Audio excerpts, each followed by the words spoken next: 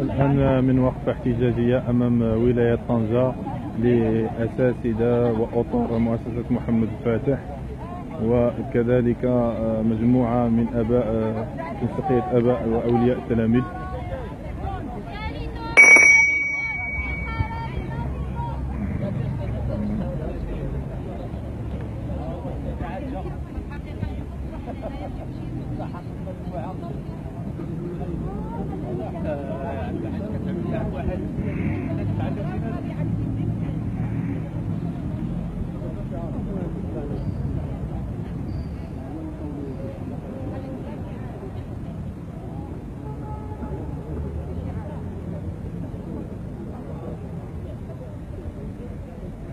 بعد قرار وزارة الداخلية إقفال مدارس محمد الفاتح في المغرب، الآن أطر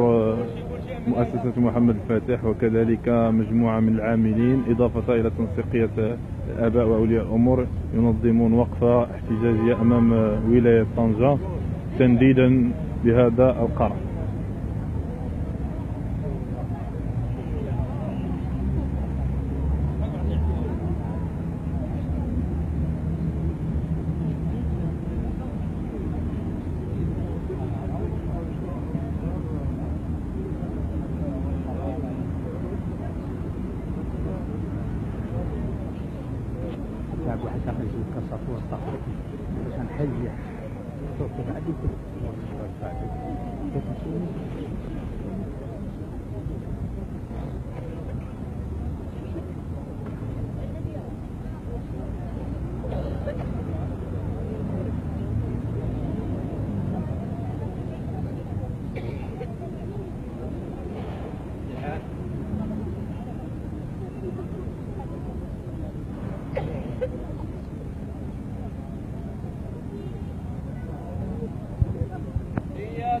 واحدة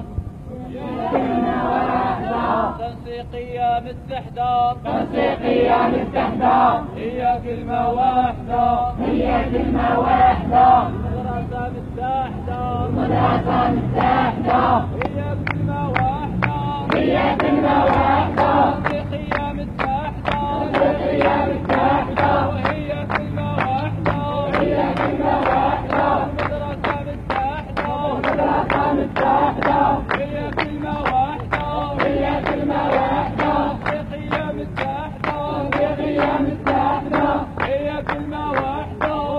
كلمة واحدة مدرسة متحدة سمعوا إني قائل هذا القرار باطل سمعوا إني قائل وهذا القرار باطل صامدون للقرار رافضون صامدون للانتشار رافضون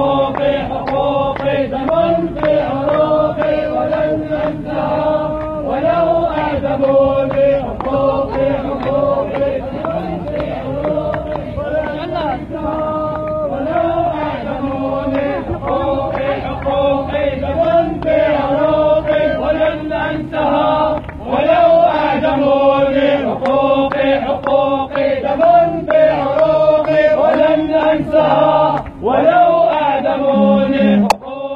حقوقي لمن في عروقي ولن أنساها ولو أعدموني حقوقي لمن في عروقي ولن أنساها